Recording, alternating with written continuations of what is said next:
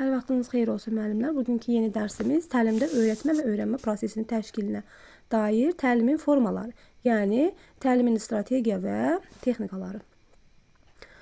Təlimin texnika və strategiyaları 3 hissəyə ayrılır müəllimlər. Əvvəlcə analitik strategiyalar, sonra əməkdaşlıq və kommunikasiya bacarıqlarına aid strategiyalar, bir də refleksiya strategiyaları. Əvvəlcə gəlin baxaq görək, analitik təlim strategiyaları nədir? Analitik təlim strategiyaları. Burada şagirdin məlumatı sadəcə yadda saxlaması yox, onu təsnif etməsi, müqayisə etməsi, səbəb-nəticə əlaqələrini müəyyənləşdirməsi, fərziyyələr irəli sürməsi və nəticə çıxarmasıdır. Bu strategiyalar şagirddə hansı bacarıqları formalaşdırır? Əvvəlcə şagirdlərdə məlumatları hissələrə bölməyi, böldükləri hissələrin məlumatların strukturunu müəyyənləşdirməyi, əsas və ikinci dərəcəli məqamları ayırd etməyi, informasiyanın vacibliyini dərəcəsinə görə sıralamağı öyrədir. Oxşarlıq və fərqliliklər tapır, müxtəlif obyekt və hadisələr arasında əlaqələr qurur. Ən çox niyə, necə, nə baş verərdi əgər kimi suallara cavab axtarmaqla formalaşır. Deməli, analitik strategiya nə oldu? Şagirddə faktları mexanik şəkildə təkrar etməkdən çox, onları tənqidi süzgəcdən keçirməyi, müxtəlif baxış bucaqlarından dəyərləndirməyi və məntiqi təhlil aparmağı öyrədir. Bəs gəlin baxaq görək, analitik təlim strategiyaları hansılardır?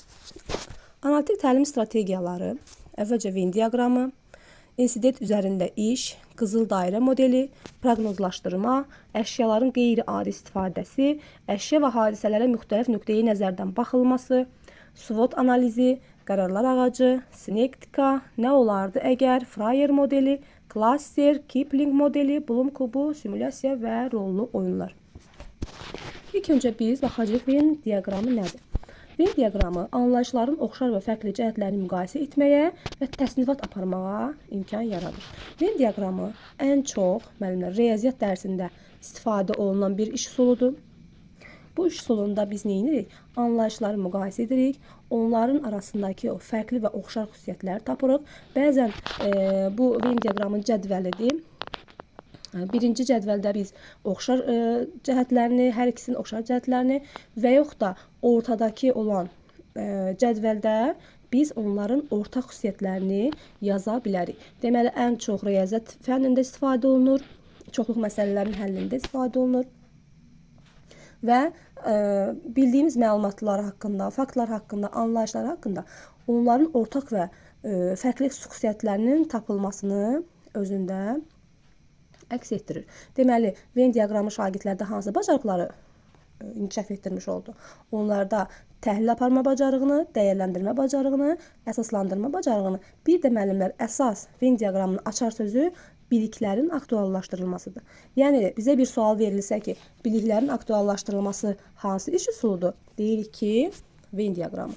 Sonra gəlir ikinci iş üsulumuz olan insident üzərində iş. İnsident üzərində iş hadisələrin səbəb və nəticələrini, əlaqələrini araşdırmağa, alternativ həll yolları təhlil etməyə imkan verir. İnsident üzərində iş ən çox müəllimlər real həyatdan götürülmüş problemlər üzərində qurulur və burada da yenə problem həll etmə bacarıqları inkişaf etdirilir. Qiymətləndirmə bacarığı inkişaf etdirilir, fikri ifadə etmə bacarığı inkişaf etdirilir, problem həllində nəticə çıxarmaq bacarığı inkişaf etdirilir və o problem həll etmədə tapılan həll yollarından ən işlək, ən məqsədə uyğun həll yolunu seçib plan tərdib etməkdir. Deməli, insident üzərində iş nə oldu? Problem həll etmə, real həyatdan götürülmüş bir hadisə ətrafında problemi həll etmək üçün istifadə olunur. Növbəti iş üsulumuz müəllimlər qızıl dairə iş üsuludur. Qızıl dairə 3N modelindən istifadə olunaraq formalaşdırılır. 3N nədir? Yəni 3 dənə N hərfi ilə başlayan suallarla başlayır. Qızıl dairə ən çox layihələrin hazırlanmasında istifadə olunur və ən çox səmərəli iş üsullarından biridir. Qızıl dairə ünsiyyət texnikasıdır. Burada şagirdlər dairə formasında əyləşdirilirlər, ortaya bir müzakirə qoyulur, şagirdlər müzakirə edirlər, qrup şəklində müzakirə var. Əgər qrup şəklində müzakirə varsa, deməli burada əməkdaşlıq var, ünsiyyət var. Bir sözlə qızıl dairə ünsiyyət texnikasıdır. Qızıl dairə şagirdlərdə problem həll etmə bacarığını formalaşdırılır, dinləyib anlama bacarığını formalaşdırır, oxuyub anlama, yaradıcı təfəkkür, tənqidi və məntiqi təfəkkürü inkişaf etdirir. Deməli, açar sözümüz nə oldu? Ünsiyyət texnikasıdır. Layihənin hazırlanmasında istifadə olunur və 3N modelindən istifadə olunur. Bu oldu qızıl dairə iş usulu. Gəlirik növbəti iş usulumuza müəllimlər. Proqnozlaşdırma. Proqnozlaşdırma nədir? Bizim hal-hazırki zamanda dayanıb gələcək barədə məlumat verməyimizdir. Yəni burada şagirdlər ən çox öz təxəyyüllərini işə salırlar. Ən çox dil və ədəbiyyat dərslərində istifadə olunur. Burada şagirdlərdə neyinir? Yaradıcı təfəkkür inkişaf etdirir. Əgər təxəyyül varsa, təxəyyülü işə salma varsa, deməli yaradıcı təfəkkür də inkişaf etdirilir. Şagirdlərə bir mövzu təklif edilir. Bu mövzu əsər haqqında şagirdlərdən gələcəkdə nə baş verəcəyi haqqında suallar verilir. Məsələn, deyilir ki, əsərin adını və məzmununu müəyyənləşdir. Sizcə hadisə necə davam edəcək? Və yaxud da sabah hava necə olacaq, nə baş verəcək, yağışlı mı olacaq, günlü mü olacaq? Bu sualları verməyimiz, şagirdlər gələcək haqqında təxəyyülünü işə salması, məlumat verməsi proqnozlaşdırma iş usuludur. Yəni burada şagirdlər neyir? Gələcək haqqında məlumat verir. Şagirdlərdə hansı bacarıqları formalaşdırılır? Tənqidi, məntiqi, yaradıcı, təhlil etmək və dəyərləndirmək bacarığını formalaşdırır. Sonra gəlir müəllimlər, əşyaların qeyri-adi istifadəsi. Əşyaların qeyri-adi istifadəsi ilə əşyaların qeyri-adi istifadə, müxtəlif nöqteyi nəzərdən baxma iş usulu ikisi də eyni mənanı verir. Sadəcə olaraq burada əşyaların qeyri-adi istifadəsi nədir? Burada şagirdlərdə yaradıcı təfəkkür inkişaf etdirir. Məsələn, şagird, deyək ki, 1-ci sinif şagirdi bir dənə əşyadan müxtəlif cür istifadə edir. Deyək ki, 1-ci sinif şagirdi qalstukdan təyyarədə oturacaq kəməri kimi istifadə olunur. Məsələn, belə bir başqa bir misal gətirək. Dəftər vərəqindən və yaxud da dəftərdən biz sərinləmək üçün yelpənək kimi istifadə edirik. Bu da əşyalardan qeyri-adi istifadədir. Və yaxud da saçımızı toplayanda qələmdən istifadə edirik ki, saçımızı toplayaq. Bu da əşyalardan qeyri-adi istifadədir. Deməli, burada hansı bacarıqlar formalaşdırıldı? Yaradıcı təfəkkür, dəyərləndirmə, tənqidi təfəkkür, təhlil etmə bacarığı formalaşdırılmış oldu. Və sonra gəlirik əşyalardan və hadisələrə müxtəlif nöqteyi nəzərdən baxılması. Bu da şagirdlərdə yaradıcı təfəkkür inkişaf etdirir və onunla yanaşı tənqidi təfəkkür də inkişaf etdirir. Burada nə olur? Eyni əşya, hadisə və məsələyə müxtəlif nöqteyi nəzərdən yanaşılması, baxılması tələb olunur. Necə tətbiq etməliyik? Məsələn, şagirdlərə belə bir situasiya verməliyik ki, yağış yağır. Yağışın yağması hadisəsi müxtəlif cür necə qiymətləndirmək olar? Və şagirdlər deyir ki, taksi sürücüləri sevinir, çünki müştəriləri çox olacaq. Pessimistlər kədərlənir, çünki hava pis olanda onların əhval-ruhiyyəsi pis olur. Çətir satanlar sevinir, çünki çoxlu çətirlər satılır və müştərisi çox olur. Piyadalar kədərlənir, çünki yağışda islanırlar. Deməli, burada nə oldu? Eyni hadisiyə, eyni əşyaya müxtəlif nöqteyi nəzərdən baxılması bacarığı formalaşdırdı. Sonra gəlirik müəllimlər, SWOT analizi. SWOT analizi yeni bir iş usuludur. 2026 çərçivə sənədinə salınmış bir iş usuludur. Bu iş usulu nədir? Burada analiz gedir. Yəni, şagirdlərdə mövzunu hər tərəfli araşdırmağı öyrədir. Onlar müsbət və mənfi cəhətləri müqayisə edir. Daxili və xarici təsirləri təhlil etməyi bacarırlar. Müəllim burada şagirdlərə bir dənə SWOT cədvəli verir. Deməli, SWOT cədvəlində nə var? Güclü cəhətlər, zəif cəhətlər, inkarlar və risklər. Şagirdlər bu cədvəlləri qrup şəklində doldururlar və sonra müəllim onlara sual verir və müzakirə vasitəsilə işi yönləndirir və əldə olunan nəticələr əsasında təkliflər və qərarlar formalaşdırılır. Deməli, burada şagirdlər artıq nəticələrini refleks edirlər və həlledici faktorları, mümkün alternativləri dəyərləndirirlər. Deməli, şagirdlərdə bu hansı bacarığı inkişaf etdirmiş oldu? Tənqidi düşünmə, qərar vermə bacarığı, strategiya bacarığını, daha sonra səbəb-nəticə əlaqəsini müəyyənləşdirməyi, güclü və zəif tərəfləri tanıma kimi bacarıqları inkişaf etdirmiş oldu. Sonra gəlirik müəllimlər, qərarlar ağacı iş usuluna. Qərarlar ağacı iş usulu ən çox problem həll etmədə istifadə olunur.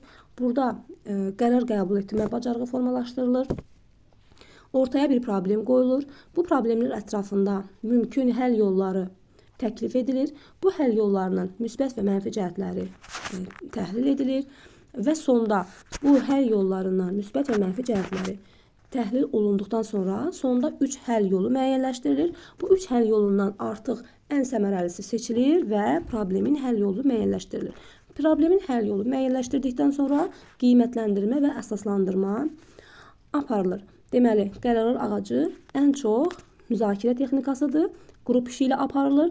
Əgər qrup işi varsa, deməli orada müzakirə var, əməkdaşlıq var, ünsiyyət var və bir-birinin fikrinə hörmətlə yanaşma və komanda işinə hörmət bacarığı var. Deməli, qərarlar ağacı nə oldu? Qərar qəbul etmək bacarığıdır, müzakirə texnikasıdır və çətin məqamlarda qərar vermək qabiliyyətidir. Deməli, qərarlar ağacı şagirdlərdə çətin vəziyyətlərdə qərar qəbul etmək, ümumiləşdirmək, nəticə çıxarmaq, dəyərləndirmək, əməkdaşlıq və ünsiyyət bacarıqlarını formalaşdırır. Sonra gəlirik sinektika iş üsulu. Sinektika müəllimlər Yunan dilində elementlərin birləşməsi deməkdir, müxtəlif elementlərin birləşməsi deməkdir. Burada da yenə problem həll etmə var. Əgər problem həll etmə varsa, deməli yaradıcı təfəkkür inkişaf etdirilir. Sinektika iş üsulunun əsas açar sözlərindən biri sosial psixoloji motivasiyadır. Burada şagirdlər qrup şəklində işləyirlər, qrup şəklində aktivləşirlər və öz işlərini stimullaşdırırlar. Yəni ki, burada da müzakirə texnikasından istifadə olunur. Dedik, müzakirə texnikası hansı oldu? Qərarlar ağacı, sinektika. Bəs necə tətbiq etməliyik? Burada yenə bir mövzu ətrafında müzakirə təşkil edilir, onun həll yollarının tapılması təklif edilir, problemin həll yolları müzakirə olunur, müsbət və mənfi tərəfləri müəyyənləşdirilir.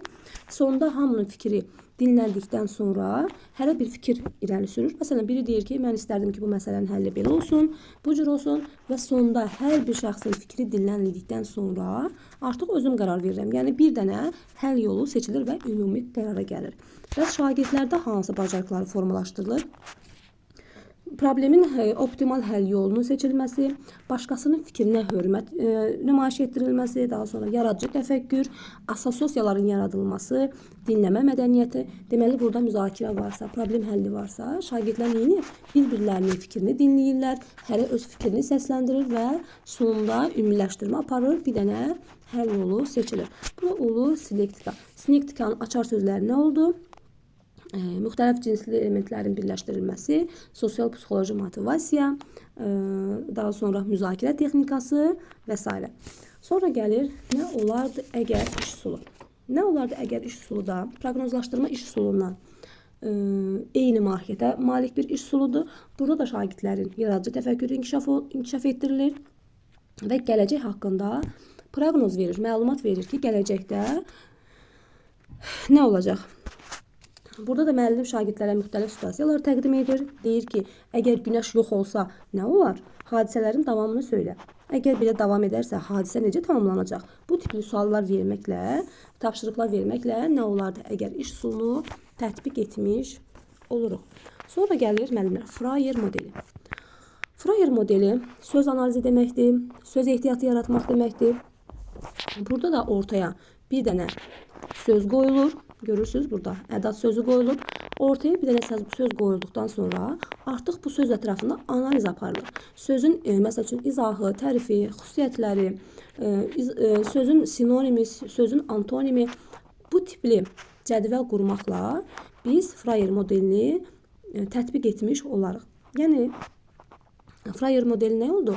Bir sözün analiz etmək, söz ehtiyatı yaratmaq və sözlərin analiz etməkdir. Yəni, bir sözlə Freyer modeli söz analizi aparmaqdır. Bəs necə tətbiq edirik? Şagirdlərə bir dənə Freyer vərəqi verilir və müəllim oxu materialından seçdiyi sözü, siyahısını onlara təqdim edir və şagirdlər bu sözləri gözdən keçirirlər. Daha sonra şagirdlərə və ya şagird cütlərinə bu sözlərdən biri seçilib verilir. Onlar bu sözü seçilmiş oxu mətni tərkibində yenidən gözdən keçirirlər və həmin sözü iş vərəqində kateqoriyalara uyğun təyin etməyə başlayırlar. Yəni, bir sözlə sözü analiz edirlər. Bu da olur Freyer modeli. Sonra gəlirik müəllimlər klasterin iş usulu. Klasterin iş usulu odur ki, şaxələndirmə deməkdir. Yəni burada şagirdlər yenə ortaya bir dənə söz qoyurlar və bu sözü neyinirlər? Başlayırlar şaxələndirməyə. Məsələn, burada görürsünüz bir dənə mövzu sözü qoyulub. Bu mövzu ətrafında iki dənə qol ayrılır, ədalətli hökmdar və yaxud da əmək. Həmin qolların özləri də bir neçə qola bölünür. Yəni bir sözlə qollar şaxələnə gedir. Bu da olur klaster iş usulu. Klaster iş usulu müəllimlər deduktiv məntiqlə istifadə etməklə yerinə yetirilir. Yəni ki, deduktiv məntiq nə idi? Ümumidən xüsusiyə.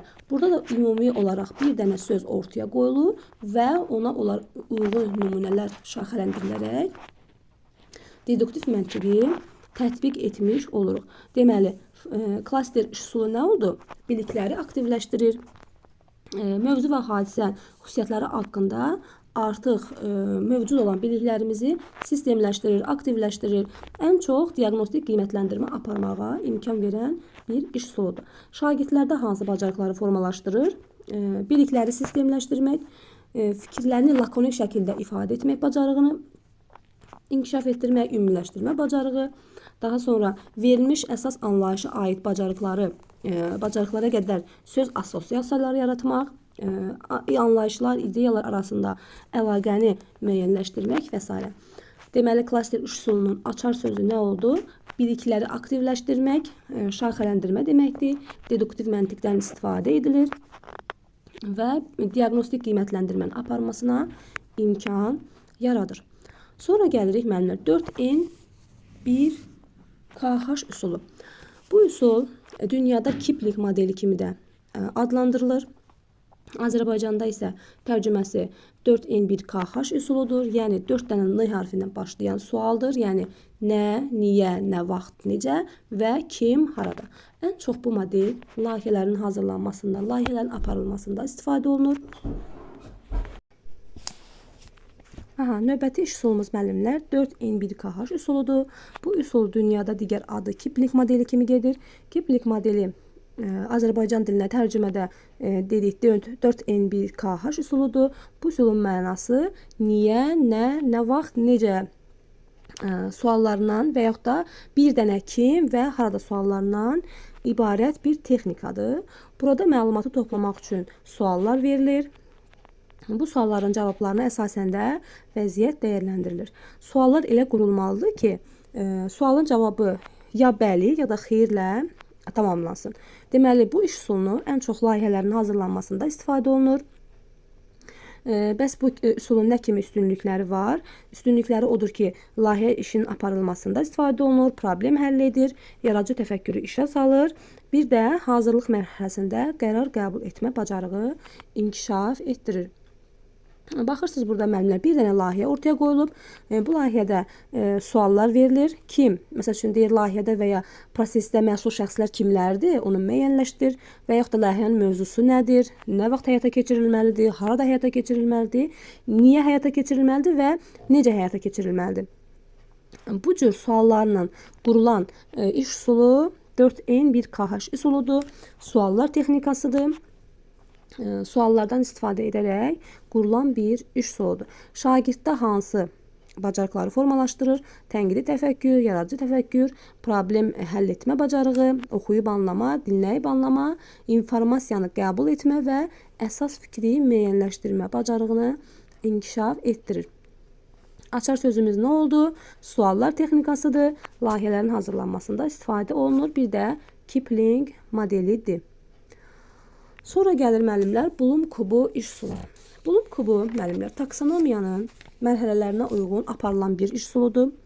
Burada görürsünüz tətbiq et, izah et, özünü idarə et, kim, nə üçün adlandır və yenisini yarat. Deməli, taksonomiyanın biz adlandır mərhələsini xatırlamaq mərhələsindən, izah et mərhələsini anlamaq mərhələsindən, tətbiq etmə mərhələsindən, özünü ifadə et, dəyərləndirmə mərhələsindən, yenisini yarat isə yaratmaq mərhələsindən istifadə edərək aparılan bir iş usuludur. Deməli, bu iş usulunda bir dənə kub formasında əşyadır atılır, ortaya atılır və şagirdlərdə hansı sual düşürsə, şagirdlər o sual ətrafında cavablarını qeyd etməlidirlər. Deməli, burada ən çox Bloom kubu, Bloom taksonomiyasının adı ilə bağlıdır. Suallar texnikasıdır. Suallardan ibarət iş üsuludur. Deməli, burada taksonomiyanın mərhələlərindən istifadə olunur və şagirddə hansı bacarıqları formalaşdırır? Məsələyə müxtəlif cəhətlərdən nəzər salması, məntiqi, tənqidi, yaradıcı təfəkkür inkişafı, təhlil etmək, dəyərləndirmək bacarığı və inteqrasiya etmək bacarığı, ən çox sual tərtib etmək bacarığı, bir də müqayisə etmək bacarığını formalaşdırmış olur. Bu da oldu Bloom kubu iş üsulu. Və sonda müəllimlər simulyasiya və rollu oyunlar. Simulyasiya və rollu oyunlar nədir? Simulyasiya odur ki, hər hansı bir hadisədə özünü oynamaqdır. Amma rollu oyun isə odur ki, bir xəyali situasiya canlandırılır və bu zaman başqasını oynayırsan. Rollu oyunda başqa nöqteyi nəzərdən baxış var, amma simulyasiyada öz nöqteyi nəzərdəndir də. Hərəkətləri sanki imitasiya edirsən, təkrar edirsən. Və rollu oyun və simulyasiya iş üsulu isə tək ədəbiyyat dərslərində yox, başqa fənlərdə də istifadə olunur. Məsələn, fizika, kimya fənlərində deyək ki, bəzi alimlərin söhbətini, sözünü canlandırmaq üçün biz nə edirik? Rollu oyunlardan istifadə edirik. Bu da olur simulyasiya və rollu oyunlar. Deməli, simulyasiya və rollu oyunların əsas mahiyyəti nə oldu? Simulyasiyada biz özümüzü oynayırıq, amma rollu oyunlarda başqasını təqlid edirik və başqasını oynayırıq. Burada bir də var müəllimlər, təlim simulyasiyası. Təlim simulyasiyası nədir? Burada şagird nə edir? Müəllim rolunu oynayır. Müəllimin roluna keçir də. Sanki bəzən uşaq vaxtı, yəni belə bir oyunlar keçirirlər. Deyir ki, mən müəlliməm, sən şagirdsən. Belə bir oyunlar keçirdilər. Orada şagirdlər nə edir? Özünü müəllimin yerinə qoyur, müəllimi təqlid edir, müəllimin roluna girir. Bu da olur təlim simulyasiyası. Deməli, təlim simulyasiyası nə oldu? Müəllimi oynamaq, müəllimin əvəzinə rollu oyun keçirməkdir. Yəni, müəllim-şagird oyunu keçirməkdir. Şagirddə hansı bacarıqları formalaşdırır? Rola girmək, rolunu yaxşı ifa etmək, tənqidi və yaradıcı təfəkkürü inkişaf etdirmək, əməkdaşlıq, idarə etmə və öyrətmə bacarıqlarını inkişaf etdirir. Bu da oldu müəllimlər iş üsullarının birinci hissəsi. İkinci hissədə də biz növbəti iş üsullarını keçəcəyik. İş üsullarını müəllimlər testlərdə çox qəliz formada salmırlar. Yəni orada sadəcə olaraq iş üsullarının necə tətbiq edilir, o formada salınır və seçmək o qədər də çətin olmur. İş üsulları haqqında bu qədər müəllimlər. Sağ olun, salamat qalın.